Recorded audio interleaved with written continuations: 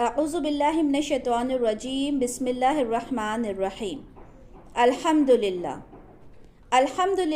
نحمدہ ونستعینہ ونستغفرہ ونؤمن بہ ونتوکل علیہ ونعوذ باللہ من شرور انفسنا ومن سیئات اعمالنا من یہد اللہ فلا مضل لہ ومن یضللہ فلا ہادی لہ ونشهد أن لا إله إلا الله وحده لا شريك له ونشهد أن سيدنا محمدا عبده ورسوله أرسله بالهدى ودين الحق ليظهره على دينه كله وكفى بالله شهيدا خصوصا على أفضلهم وخاتم النبيين محمد الأمين وعلى آلہ وصحابہ اجمعین فصلی اللہ علیہ وسلم تسلیما کثیرا کثیرا اما بعد رب اشرح لی صدری ویسر لی امری واحلل عقدۃ من لسانی یفقہوا قولی اللہم صلی علی محمد وعلی آل محمد کما صلیت علی ابراہیم وعلی آل ابراہیم انک حمید مجید اللہم بارک علی محمد وعلی آل محمد کما بارکت علی ابراہیم وعلی آل ابراہیم انک حمید مجید۔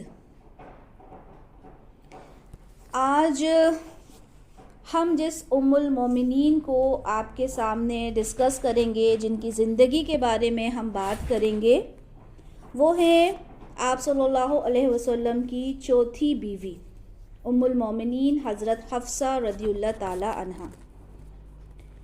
ہم نے پہلے 3 سیرت کی ہیں، اس میں ہم حضرت خدیجہ رضی اللہ تعالی عنہا کے بارے میں بات کر چکے، حضرت عائشہ رضی اللہ تعالی عنہا جن سے آپ کا دوسرا نکاح ہوا تھا، اور تیسرا نکاح ہوا تھا حضرت سعودہ رضی اللہ تعالی عنہا سے۔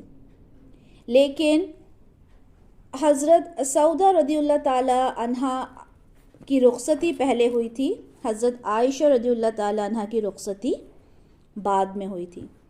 تو یہ آپ کی 3 ازواج تھیں جو آپ کی زندگی میں تھیں، جو حضرت خدیجہ رضی اللہ تعالی عنہا کی وفات کے بعد آپ نے نکاح کیا تھا۔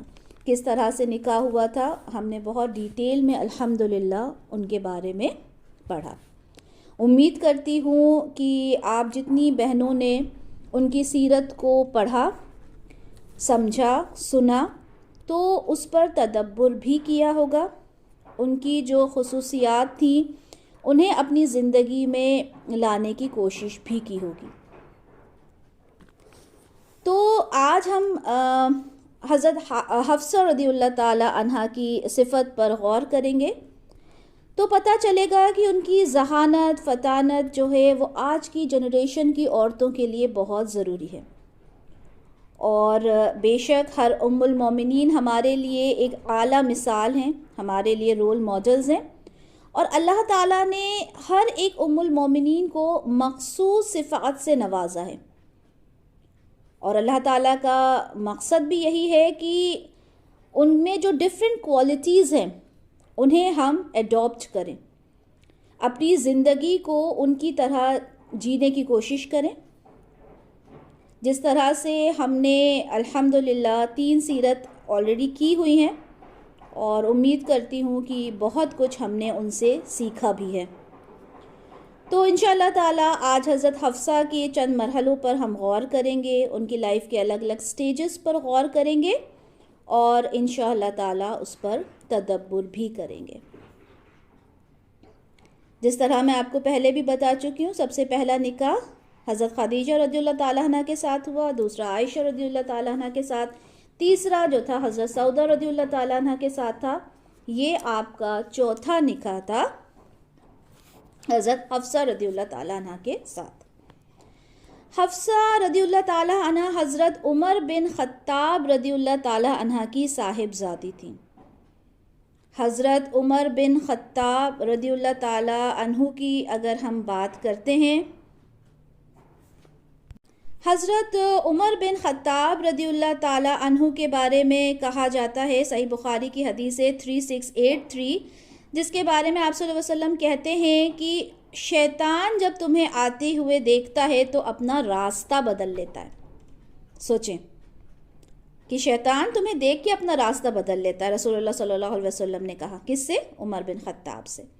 اسی طرح سے ترمذی کی 3686 میں رسول اللہ صلی اللہ علیہ وسلم نے کہا کہ اگر میرے بعد کوئی نبی ہوتا تو عمر بن خطاب ہوتا. سوچیں کیا شخصیت تھی. عمر بن خطاب رضی اللہ تعالیٰ عنہ کے بارے میں کہا جا رہا ہے اگر میرے بعد کوئی نبی. وہ تو ایک الگ بات ہے کہ نبوت کا سلسلہ آپ صلی اللہ علیہ وسلم پر ختم ہو گیا، لیکن انہوں نے کہا اگر کوئی نبی ہوتا میرے بعد تو وہ عمر بن خطاب ہوتا. ترمذی کی 3686 میں اس کا ذکر ہے. تو یہ ایسے شخصیت کی، ایسے شخص کی یہ صاحبزادی تھی. آپ کی والدہ کا نام زینب بنت مظعون تھا، جو مشہور صحابی حضرت عثمان بن مظعون کی بہن تھی. آپ خود بہت بڑی صحابیہ تھیں، ان کی جو والدہ تھیں. تو ایسے خاندان کی آپ بیٹی تھی. اور آپ کے جو حقیقی بھائی تھے، حقیقی بھائی مطلب ایک ہی ماں اور ایک ہی باپ سے، وہ تھے حضرت عبداللہ بن عمر رضی اللہ تعالیٰ عنہ، جن کے بارے میں ہم بہت سی روایات پڑھتے ہیں کہ آپ کتنے زیادہ ذہین تھے. آپ کی روایات ملتی ہیں ہمیں بہت زیادہ. آپ حضرت حفصہ جو تھیں وہ بعثت نبوی سے 5 سال قبل پیدا ہوئی تھیں. تو اب ہم ان کے بارے میں دیکھتے ہیں. جیسے کہ ہم نے دیکھا کہ سب سے اگر ہم بات کریں آپ کی رسول صلی اللہ علیہ وسلم کی ازواج کی، تو اس میں صرف ایک حضرت عائشہ رضی اللہ تعالیٰ عنہ تھی جو کنواری تھیں. باقی آپ کی جتنی بھی ازواج تھیں یا تو وہ بیوہ تھیں یا پھر مطلقہ تھیں. ٹھیک ہے. تو اسی طرح سے حضرت حفصہ رضی اللہ تعالیٰ عنہ جو تھیں وہ بھی بیوہ تھیں. آپ کا پہلا نکاح جو تھا وہ خنیس بن حذافہ جو بنو سام سے تھے ان سے ہوا تھا.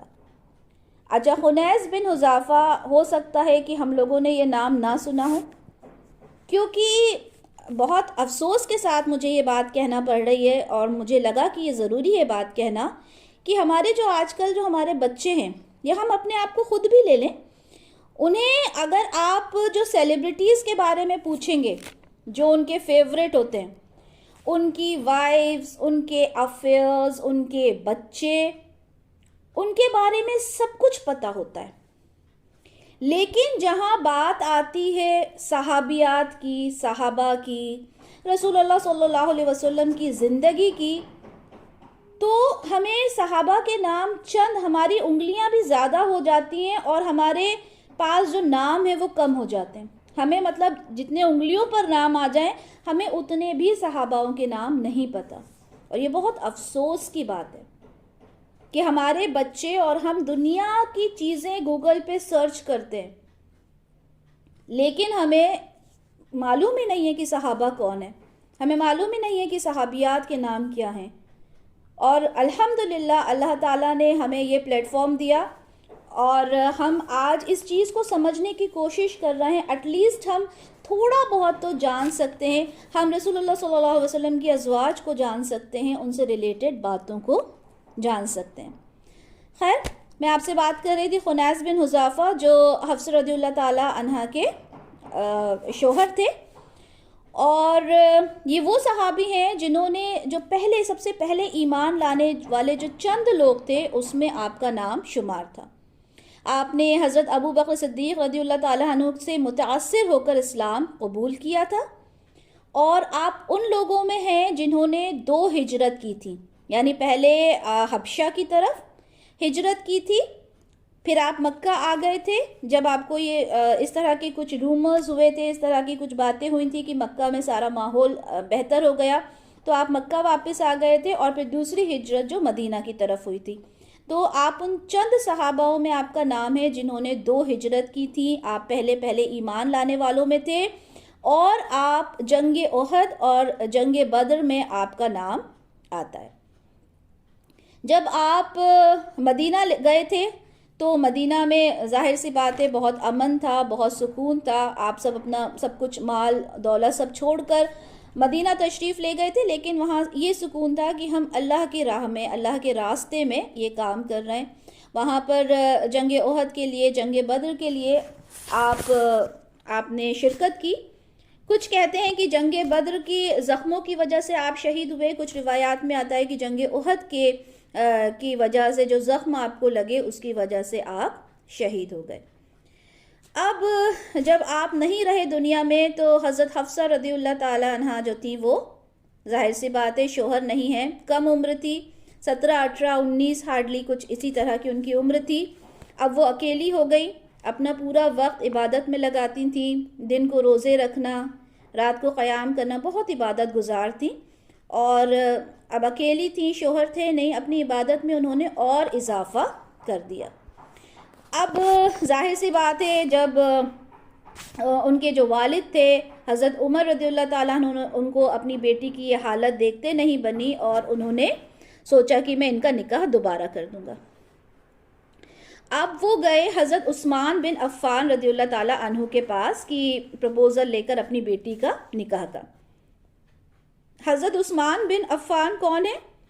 آپ صلی اللہ علیہ وسلم کے داماد، اور ان کی جو بیوی تھی حضرت رقیہ، ان کا انتقال ہو گیا تھا۔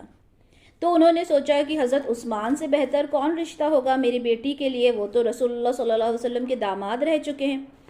ان کے پاس گئے اور ان سے کہا کہ میں اپنی بیٹی کا نکاح آپ کے ساتھ کرنا چاہتا ہوں۔ تو حضرت عثمان بن عفان نے کہا کہ مجھے تھوڑا سا سوچنے کے لیے وقت دیں۔ اس کا آپ کو مل جائے گا صحیح بخاری کی 4005 میں، یہ پوری بات آپ کو وہاں ملے گی، ٹھیک ہے۔ تو اب انہوں نے پہلے تو وقت مانگا، اور اس کے بعد پھر انہوں نے منع کر دیا کہ ابھی میرا ارادہ نہیں ہے نکاح کا۔ تو اب ظاہر سی بات ہے کہ والد تھے، انہیں تھوڑا برا تو لگا، لیکن انہوں نے کہا ٹھیک ہے اب ان کا ارادہ نہیں ہے نکاح کا۔ تو وہ حضرت ابو بکر کے پاس گئے اور ان سے نکاح کی بات کی۔ اب حضرت ابو بکر جو تھے وہ خاموش ہو گئے، انہوں نے کوئی بھی جواب نہیں دیا۔ اب ان کا کوئی بھی جواب نہ دینا، یہ بات حضرت عمر کو بہت ہی زیادہ بری لگی کہ انہوں نے اس بات کا مجھے کوئی جواب بھی نہیں دیا۔ اب اس کا ریزن کیا تھا؟ اس کا ریزن یہ تھا کہ رسول اللہ صلی اللہ علیہ وسلم نے یہ ظاہر کی تھی بات، یہ مشورہ لیا تھا کہ کیا میں حفصہ سے نکاح کر لوں۔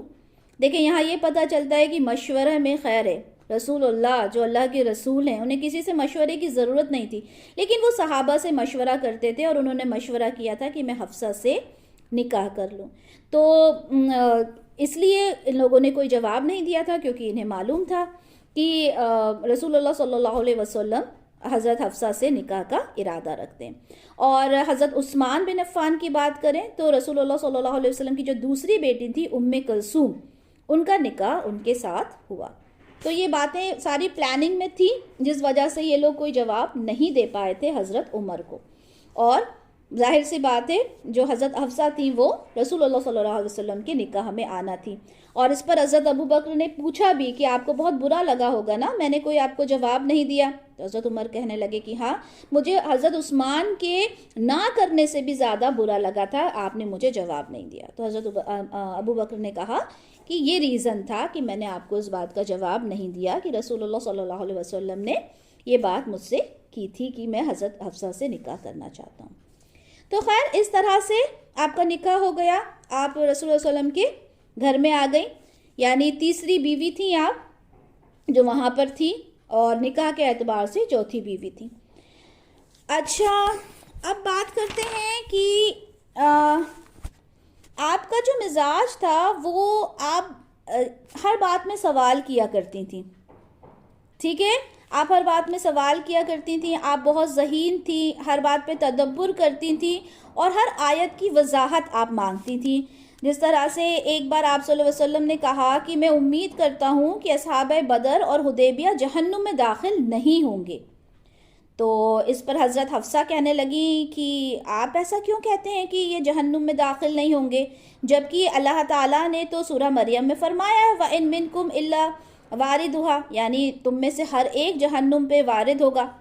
تو آپ صلی اللہ علیہ وسلم نے کہا کہ ہاں ہے، لیکن آپ نے یہ بھی تو ہے کہ ثم ننجی الذین تقوا ونذر الظالمین فیہا جثیا، اور پھر ہم بچا لیں گے انہیں جنہوں نے تقوی کی روشنی اختیار کی، اور چھوڑ دیں گے اس میں ظالموں کو، اس میں گھٹنوں کے بل وہ گرے ہوئے ہوں گے۔ تو یعنی وہ ہر بات پہ، ہر آیت پہ تدبر کیا کرتی تھیں اور رسول اللہ صلی اللہ علیہ وسلم سے سوال کیا کرتی تھیں، اور اسی شوق کی وجہ سے آپ صلی اللہ علیہ وسلم ہمیشہ آپ کی تعلیم کے بارے میں فکر مند رہتے تھے کہ آپ کو تعلیم دینا چاہیے۔ اور حضرت شفا بنت عبداللہ رضی اللہ تعالی عنہ تھی، ان سے آپ نے اس بارے میں بات بھی کی تھی کہ آپ کو لکھنا، اور آپ نے لکھنے پڑھنے کی ان سے بات کی تھی کہ آپ کو تعلیم جو ہے وہ دی جائے۔ اس سے ریلیٹڈ ابو داؤد کی حدیث 3887 ہے، جس میں آپ کو پتہ چلے گا کہ وہ چاہتے تھے رسول اللہ علیہ وسلم کہ آپ کو جو زیادہ سے زیادہ تعلیم ہے وہ دی جائے۔ آپ سے 60 حدیثیں منقول ہیں جو آپ نے آپ صلی اللہ علیہ وسلم حضرت عمر رضی اللہ تعالیٰ عنہ سے سنی تھیں۔ آپ بہت ذہین تھیں اور ہر بات کو آپ یاد کر لیا کرتی تھیں۔ اچھا، ایک بہت بڑی آپ کی جو صفت ہے وہ یہ ہے کہ آپ نے قرآن کے مصحف کی حفاظت بہت ہی اچھے انداز سے کی تھی، ٹھیک ہے۔ ہوا کیا تھا کہ صحیح بخاری میں آپ کو مل جائے گا، یہ ہے 4986، ٹھیک ہے، 4986 میں بھی ہے، 4987 میں بھی ہے۔ میں نے کوئی سا ایک ریفرنس ہے جو شیئر کیا ہے کہ حضرت زید رضی اللہ تعالی عنہ جو تھے، حضرت زید بن ثابت، یہ فرماتے ہیں کہ جب جنگ یمامہ ہوا تھا تو اس میں بہت سارے صحابہ جو تھے وہ شہید ہو گئے تھے، اور جو قرآن کے وہ بہت مطلب قرآن کو جاننے والے تھے، تو حضرت ابو بکر رضی اللہ تعالیٰ عنہ اور حضرت عمر رضی اللہ تعالیٰ عنہ نے حضرت زید سے کہا کہ اب باقاعدہ قرآن کو ایک شکل دے دی جائے، ایک بک کی شکل دے دی جائے، کیونکہ ظاہر سی بات ہے کہ وہ جو شہید ہوئے تھے وہ تو ان کے دل میں تھا قرآن، تو اس طرح سے اگر سب شہید ہو جائیں گے یا دنیا میں نہیں رہیں گے تو کیا ہوگا، یہ قرآن کیسے محفوظ رہے گا۔ تو پہلے تو حضرت زید نے انکار کیا کہ ہم یہ کام کیسے کر سکتے ہیں جو رسول اللہ صلی اللہ علیہ وسلم نے نہیں کیا، لیکن خیر بعد میں اللہ تعالیٰ نے ان کے دل میں یہ بات ڈالی، اور الگ الگ جگہوں سے قرآن کو جمع کیا گیا، کھجور کی چھلی ہوئی چھالوں سے، پتھروں سے، اور جو لوگوں کے دل کے اندر قرآن تھا، ہر جگہ سے قرآن کو لیا گیا اور پھر ایک مصحف کی شکل دی گئی۔ مصحف ہوتا ہے جو 2 بائنڈنگز کے اندر جو چیز ہوتی ہے اسے مصحف کہتے ہیں، جیسے قرآن ایک بک کی شکل جو ہوتی ہے وہ تیار کی گئی۔ اور اس مصحف کو پہلے حضرت ابو بکر کے پاس بہت محفوظ رہا، پھر حضرت عمر کے پاس، اور پھر بعد میں اس کی حفاظت حضرت حفصہ رضی اللہ تعالی عنہا نے کی، مطلب اس کی جو مصحف کی جو ذمہ داری تھی وہ حضرت حفصہ رضی اللہ تعالی عنہا کے پاس رہی۔ تو یہ آپ کی ایک بہت بڑی خوبی ہے۔ آپ بہت عبادت گزار تھیں، آپ دن کو روزہ رکھتی تھیں، رات کو قیام کرتی تھیں، آپ انتقال کے وقت بھی آپ روزے میں ہی تھیں۔ آپ دجال سے بہت ڈرتی تھی، اور ظاہر سی بات ہے اس وقت آپ سب کا ہی ایمان اتنا زیادہ تھا کہ جب بھی کوئی بات ہوتی تھی تو آپ لوگ ڈر جایا کرتے تھے۔ وہ چیز آج ہم میں نہیں ہے۔ ہم دجال کے بارے میں بھی جانتے ہیں، ہم قیامت کے بارے میں بھی جانتے ہیں، ہم آخرت کے بارے میں بھی جانتے ہیں، ہم ہر ایک بات کے بارے میں جانتے ہیں، لیکن ہمیں ڈر ہی نہیں لگتا۔ پتہ نہیں ہمارے دل کس طرح کے ہو گئے۔ تو خیر آپ دجال سے بہت ڈرتی تھیں۔ مسند احمد کی حدیث ہے 12953، جس میں ایک صحابی تھے ابن سیاد رضی اللہ تعالی عنہ، ان کی کچھ بحث ہو گئی عبداللہ بن عمر رضی اللہ تعالی عنہ سے، اور انہوں نے بہت زیادہ انہیں مار دیا اور اس طرح کی کچھ لڑائی ہو گئی، جس پر حضرت حفصہ رضی اللہ تعالیٰ عنہ نے اپنے بھائی سے کہا کہ کیا آپ نے رسول اللہ صلی اللہ علیہ وسلم سے نہیں سنا کہ دجال اس وقت نکلے گا جب اسے شدید غصہ آیا ہوا ہوگا؟ مطلب اتنا غصہ اور اتنا سب کچھ ہو رہا ہے تو ایسا نہ ہو کہ دجال نکل کر آ جائے۔ تو یہ ان کو ڈر تھا۔ اچھا، اب ہم بات کرتے ہیں کہ حضرت حفصہ ظاہر سی بات ہے حضرت عمر کی بیٹی تھی، اور حضرت عمر کے بارے میں ہم جانتے ہیں سب کہ بہت جو مزاج کے وہ ذرا گرم تھے، ویسے ہی ان کی بیٹی تھی، آپ بھی تھوڑا مزاج کی گرم تھی، کبھی کبھی آپ رسول صلی اللہ علیہ وسلم کو بھی جواب دے دیا کرتی تھی۔ مسند احمد کی حدیث ہے 8804، جس میں بہت ساری باتیں آپ لوگوں کو کلیئر ہوں گی. یہ حدیث بہت امپورٹنٹ ہے، اسے بہت اچھے سے پڑھیے گا کیونکہ میں تو صرف کچھ باتیں آپ لوگوں کے سامنے شیئر کروں گی. حضرت عمر بن خطاب رضی اللہ عنہ فرماتے ہیں کہ ایک دن آپ اپنی بیوی پر کسی بات پر چلائے اور انہوں نے آگے سے حضرت عمر کو جواب دے دیا. حضرت عمر کو یہ بات بری لگی تو حضرت عمر کی بیوی نے کہا اچھا آپ مجھے تو اس بات پر چلا رہے ہیں، لیکن آپ نے کبھی یہ دیکھا ہے کہ رسول اللہ کی جو بیویاں ہیں وہ انہیں جواب دے دیتی ہیں؟ اب حضرت عمر کا دماغ کہاں گیا؟ ظاہر سی بات ہے اپنی بیٹی پر، کیونکہ وہ ان کی بیوی تھی. اب وہ جلدی سے گئے اور کہ بھائی یہ تو رسول اللہ کی بیوی ہے، میری بیٹی ہے، اور اس کا دماغ جو ہے ذرا سا تیز ہے. اور وہ گئے اور انہوں نے اپنی بیٹی سے پوچھا کہ کیا رسول اللہ کی جو بیویاں ہیں ان میں سے کوئی ایسا ہے جو پوری رات آپ صلی اللہ علیہ وسلم سے ناراض رہتی ہوں، خفا رہتی ہوں، جواب نہیں دیتی، بات نہیں کرتی؟ تو حضرت حفصہ نے کہا جی. تو رسول ان کو بڑا تعجب ہوا، غصہ آیا، اور انہوں نے اپنی بیٹی کو سمجھایا کہ وہ صرف آپ کے شوہر ہی نہیں ہیں بلکہ وہ تو رسول اللہ ہیں، آپ کیسے اس طرح سے کر سکتی ہو؟ انہیں ساری باتیں سمجھائیں اور کافی کچھ انہیں پورا ڈیٹیل میں ہے حدیث میں جب آپ پڑھیں گے تو. اچھا ہوا یہ کہ پھر ایک دن حضرت عمر رضی اللہ تعالیٰ عنہ کے پاس ایک انصاری دوست آئے اور انہوں نے دروازہ نوک کیا، اور اتنا تیز نوک کیا کہ حضرت عمر کہنے لگے کیا ہو گیا، ایسی کون سی آفت آ گئی؟ تو انہوں نے کہا کہ جو نبی کریم صلی اللہ علیہ وسلم ہے انہیں اپنی بیویوں کو طلاق دے دی. اب حضرت عمر نے کہا کہ ارے میری بیٹی کی تو میں جانتا ہوں، اور وہ تو نامراد ہو گئی، خسارے میں ہو گئی، اور جو الفاظ ان کے منہ سے نکلے، اور وہ بڑے جلدی میں پریشان ہو کے اپنی بیٹی کے پاس گئے. دیکھا تو بیٹی رو رہی تھی. انہوں نے کہا حفصہ کیا ہوا کہ رسول اللہ نے تمہیں طلاق دے دی؟ تو رسول اللہ نے کہا حضرت حفصہ نے کہا کہ پتہ نہیں، اور وہ روئے جا رہی تھی. اب حضرت عمر جو تھے وہ پہنچے کہاں پر؟ رسول اللہ کے پاس، اور انہوں نے دیکھا کہ منبر کے پاس کچھ لوگ جمع ہیں، کچھ لوگ رو رہے ہیں. اب آپ بڑے پریشان. تو آپ نے پھر اجازت مانگی رسول اللہ کے پاس جانے کی، اور پھر کسی طرح سے انہیں اجازت ملی. آپ ان کے پاس گئے، پھر ہمت کر کے کچھ بات کی. پھر انہوں نے پوچھا کیا آپ نے اپنی بیویوں کو طلاق دے دی ہے؟ تو رسول اللہ صلی اللہ علیہ وسلم نے کہا کہ نہیں. تو تھوڑا سا ریلیکس ہوئے. انہوں نے کہا چلو اچھا یہ ہے کہ طلاق تو نہیں دی. اب حضرت عمر پھر ان کے پاس بیٹھے، پھر انہیں تھوڑا تھوڑا ریلیکسیشن ملا کہ ہاں میں کچھ بات کر سکتا ہوں.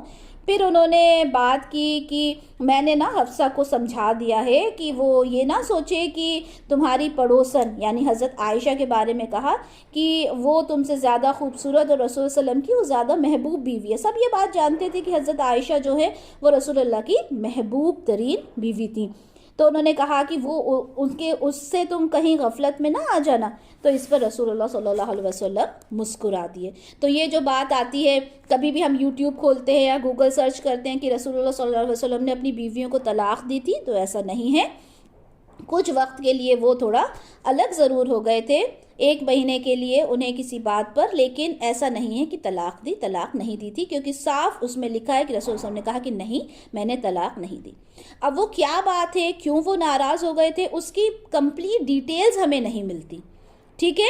لیکن ایک حدیث ہے ابو داؤد کی 3714 جس میں حضرت عائشہ رضی اللہ تعالیٰ عنہ بتاتی ہیں کہ آپ صلی اللہ علیہ وسلم اپنے ازواج محترات کے ہاں ایک چکر لگایا کرتے تھے، یعنی ساری بیویوں کے گھر کچھ وقت رکتے تھے. اچھا حضرت زینب جو تھی، حضرت زینب بنت جحش، وہ شہد ان کے پاس آیا، اور رسول اللہ صلی اللہ علیہ وسلم کو شہد جو تھا وہ بہت زیادہ پسند تھا. تو وہ کچھ زیادہ وقت کے لیے رک گئے. اب جب کچھ زیادہ وقت کے لیے وہاں رک گئے تو اب دیکھیں بیوی ہے، بیوی کی فطرت ہوتی ہے، ایک انسانی فطرت ہے کہ میرے شوہر ہیں، ان کو اتنے وقت یہاں رکنا تھا، وہ اس سے زیادہ کیوں رک گئے. اس چیز کو ہم کبھی بھی ایز اے جیلسی نہیں لیں گے، ٹھیک ہے. یہ ایک انسانی فطرت ہے. اللہ تعالیٰ نے جو رسول بنائے، ان کی جو بیویاں بنائے، ان سب کے اندر ایک انسانی فطرت موجود تھی، ٹھیک ہے. یہ ایک انسانی فطرت ہے، ایک غیرت ہے، ایک بیوی کا ایک جذبہ ہے. تو حضرت عائشہ اور حضرت حفصہ نے کہا کہ یہ نا مطلب حضرت زینب کے یہاں زیادہ رکتے ہیں، تو ہم ایک کام کریں گے، اب جب ہم میں سے کسی کے یہاں بھی جب وہ آئیں گے تو ہم ان سے کیا کہہ دیں گے، ہم ان سے کہہ دیں گے کہ آپ کے منہ سے مغافیر کی اسمیل آ رہی ہے. مغافیر کیا ہوتا ہے؟ ایک طرح کا گوند جیسا کوئی چیز ہوتی ہے جس میں سے بہت بری اسمیل آتی ہے. تو رسول اللہ صلی اللہ علیہ وسلم سے جب یہ بات کہی، جس کسی کے گھر بھی وہ پہلے پہنچے، یا تو حضرت عائشہ یا حضرت حفصہ، تو رسول اللہ صلی اللہ علیہ وسلم نے کہا کہ میں نے تو شہد کھایا تھا. تو بولے نہیں، آپ کے پاس سے تو بہت بری اسمیل آ رہی ہے. تو آپ نے کہا کہ ٹھیک ہے، اب میں کبھی بھی زندگی میں کبھی بھی شہد نہیں کھاؤں گا. اس کے بعد آیت نازل ہوئی. اب اس میں بھی اختلاف ہے، کیا اسی بات کے بعد یہ آیت نازل ہوئی تھی؟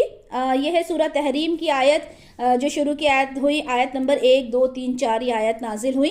ٹھیک ہے، جس میں 2 تو میں نے شیئر نہیں کی ہے کیونکہ اس میں اس طرح کی کوئی بات نہیں تھی. آیت 1 3 اور 4 آپ لوگوں کے ساتھ شیئر کریں گے، جس میں اللہ تعالیٰ نے فرمایا سورہ تحریم کی آیت نمبر 1 میں کہ اے نبی، آپ کیوں حرام ٹھہراتے ہیں اپنے اوپر وہ شے جو اللہ تعالیٰ نے آپ کے لیے حلال کی ہے؟ تو اب یہ اسی بات سے ریلیٹڈ ہے یا نہیں ریلیٹڈ ہے، یہ بہت زیادہ ڈیٹیل میں نہیں ملتا. لیکن جب انہوں نے ایک چیز کے لیے منع کیا تو آپ اللہ تعالیٰ نے کہا کہ آپ اس چیز کو اپنے اوپر کیوں حرام ٹھہراتے ہیں جو اللہ نے آپ کے لیے حلال کی ہے. اسی طرح سے سورہ تحریم کی آیت نمبر 3 میں ملتا ہے کہ اللہ کے رسول نے کوئی بات تھی، کوئی رازداری کی بات تھی جو اپنی بیوی کو بتائی، اور یہ کہا کہ کسی اور کو، دوسری کسی بیوی کو نہ بتانا. تو جب آپ کو بتائی تو انہوں نے اپنی دوسری بیوی، مطلب ایک بیوی نے دوسری بیوی کو رسول اللہ کی کوئی راز کی بات بتا دی.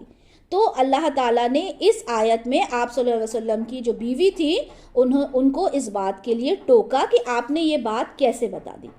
اب ظاہر سی بات ہے، یہ عام بیویاں تو تھی نہیں، ٹھیک ہے، یہ تو ام المومنین تھی. تو انہیں روکا گیا کہ آپ نے راز کی بات کس طرح سے بتا دی، بھلے وہ 2 بیویاں تھیں آپس میں، تو کیوں بتا دی. اچھا، یہاں پر ہمارے لیے بھی سبق ہے کہ ہوتا کیا ہے، عورتوں میں یہ بہت عادت ہوتی ہے کہ کوئی بھی اپنے شوہر کی بات ہوتی ہے وہ جا کے اپنی ماں کو، اپنی بہنوں کو بتا دیتی ہیں. ٹھیک ہے، تو اس بات کے لیے ہمارے لیے بھی سبق ہے کہ ہم نے اپنے شوہر کی کوئی راز کی بات ہو جس پر اسپیشلی اگر میاں کہے کہ کسی کو بتانا نہیں، تو بالکل ہمیں اس راز کی بات کو اپنے تک ہی لمیٹڈ رکھنا چاہیے. ٹھیک ہے، خیر یہ بات جب پتہ چل گئی، کیونکہ اللہ تعالیٰ نے تو خود بتا دیا رسول اللہ کو کہ آپ کی یہ راز کی بات تھی، اور آپ کی بیوی نے دوسری بیوی کو بتا دیا. تو جب رسول اللہ نے یہ بات اپنی بیوی سے کہی تو انہوں نے کہا آپ کو کیسے پتہ چلا؟ ظاہر ہے نا، چوری پکڑی جاتی ہے جیسے. تو انہوں نے کہا آپ کو یہ بات کس نے بتائی؟ تو رسول اللہ نے کہا کہ مجھے اس نے خبر دی ہے جو سب کو جاننے والا ہے. اسی طرح سے آیت نمبر 4 میں کہا، اللہ فرماتے ہیں اگر تم دونوں اللہ سے توبہ کرو یہ تمہارے لیے بہتر ہے. ٹھیک ہے، یعنی 2 کسی ازواج کے بارے میں بات ہو رہی ہے کہ تم دونوں اللہ سے توبہ کر لو. ٹھیک ہے، اب اس سے ریلیٹڈ یہی جو حدیث آپ کے ساتھ پہلے شیئر ہوئی ہے 8804، اس میں سیدنا عبداللہ بن عباس رضی اللہ تعالیٰ عنہ کہتے ہیں کہ مجھے ہمیشہ خواہش تھی کہ میں حضرت عمر سے پوچھوں کہ وہ کون سی 2 عورتیں ہیں جن کے بارے میں اللہ تعالیٰ فرماتے ہیں اگر تم دونوں اللہ سے توبہ کرو تمہارے لیے بہتر ہے. انہوں نے حضرت عمر رضی اللہ تعالیٰ عنہ سے سوال کیا کہ امیر المومنین یہ کس کے بارے میں بات ہے جو قرآن میں ہے، اور میں بہت ٹائم سے آپ سے پوچھنا چاہتا تھا لیکن مجھے ڈر لگتا تھا. تو حضرت عمر نے فرمایا وہ دونوں حضرت عائشہ اور حضرت حفصہ ہیں.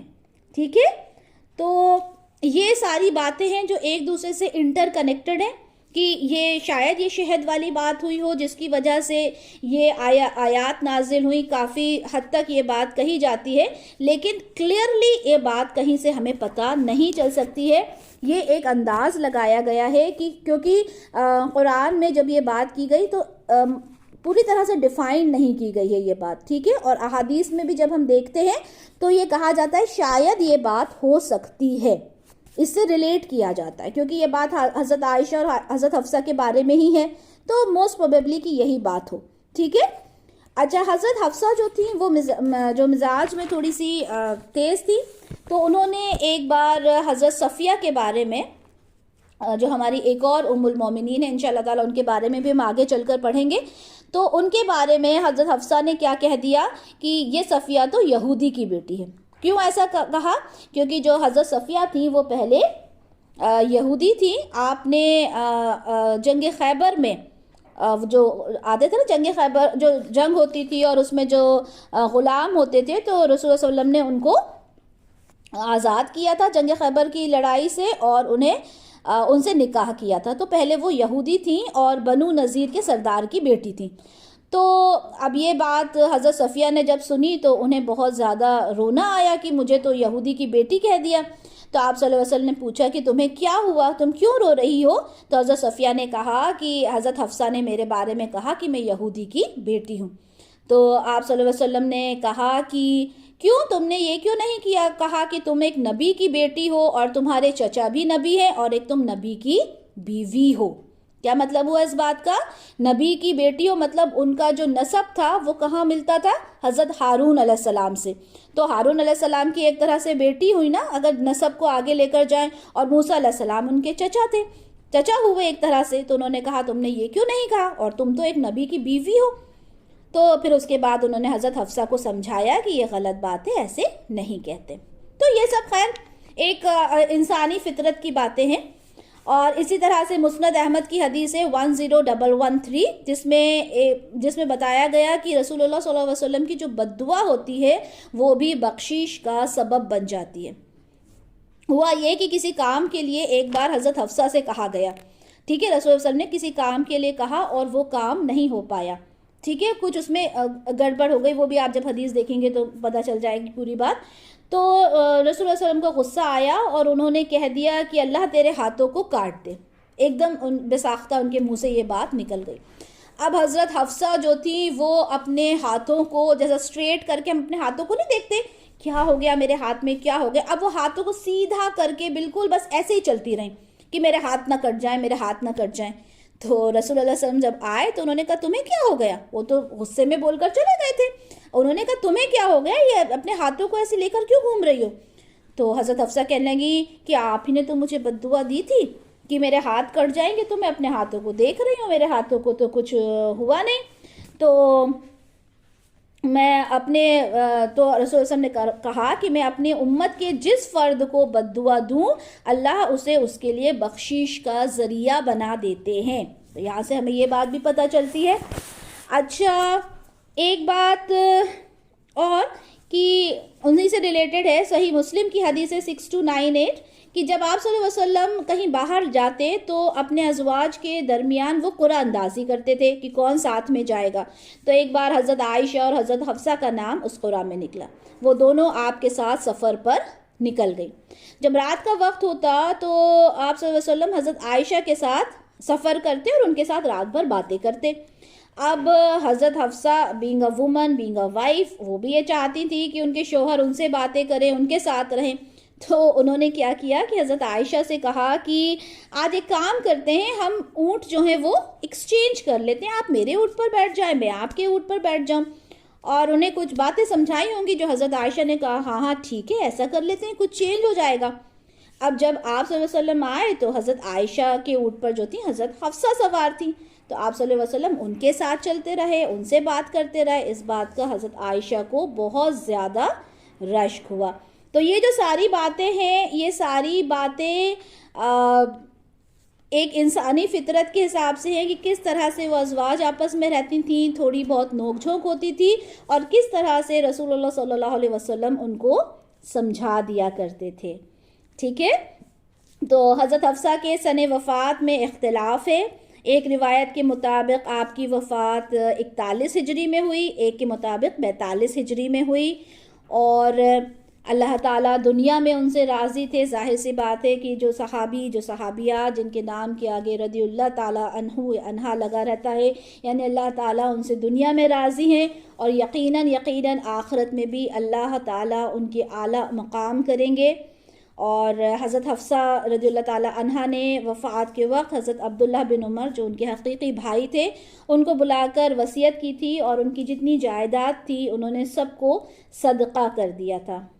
تو یہ کچھ باتیں ہیں جو حضرت حفصہ رضی اللہ تعالیٰ عنہا کے بارے میں, ان کی زندگی کے بارے میں جو میں نے آپ کے سامنے رکھی. اللہ تعالیٰ ہم سب کو توفیق دے کہ ہم سننے سے زیادہ عمل کرنے والوں میں شمار ہو جائیں, اور اپنی زندگی کے اندر ہم ان کوالٹیز کو اڈاپٹ کریں جو ام المومنین کے اندر تھیں.